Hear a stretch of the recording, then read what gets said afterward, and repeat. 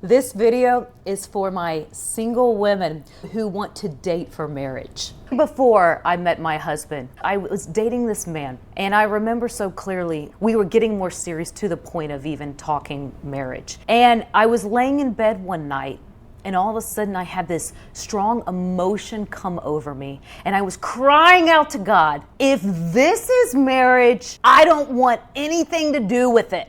What ended up happening was I caught him looking at porn and quickly figured out that he actually had been struggling with it for a long time, and it had been a porn addiction. I was carrying the belief that he's going to be the leader of the family. Wives, submit to your husbands. If this is my husband, I'm going to have to be under leadership of a man that's sexualizing women. And do I want that? I was also carrying the belief from past teachings from the church that wives are called to be the helpmate. There's truth there, but I was believing the lie that I'm about to get into a marriage with this man who's sexualizing women, and if you're called to be a helpmate, I was taught it's okay if you get a little bit emotionally beat up in the process, because at the end of the day, your God-given role is to help this man. And obviously, when you get married, men are not perfect. So if he's not perfect and he's sexualizing women, watching porn, that's okay.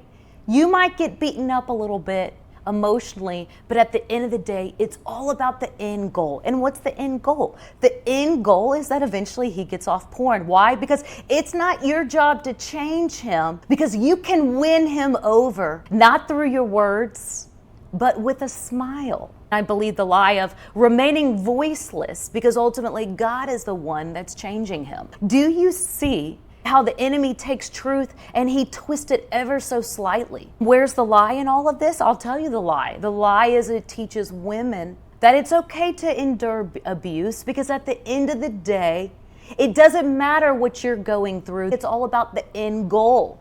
And God is responsible for the end goal, not you. So just keep your voice locked away and keep abandoning yourself, all in the name of being a good Christian helpmeet. Years later, I remember crying out to God because I was carrying so much fear.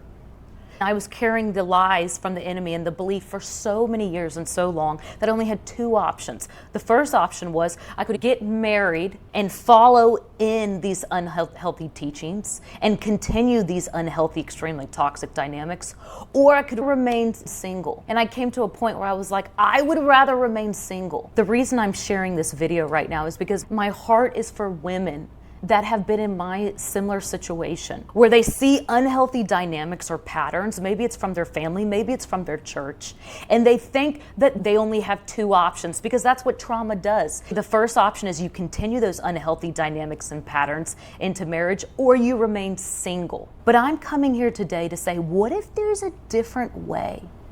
What if there's an in-between, a third option, where you can actually be in a healthy, thriving relationship where you're loved, empowered, and you're walking out biblical truth? What if there's freedom to be found in a relationship and not fear?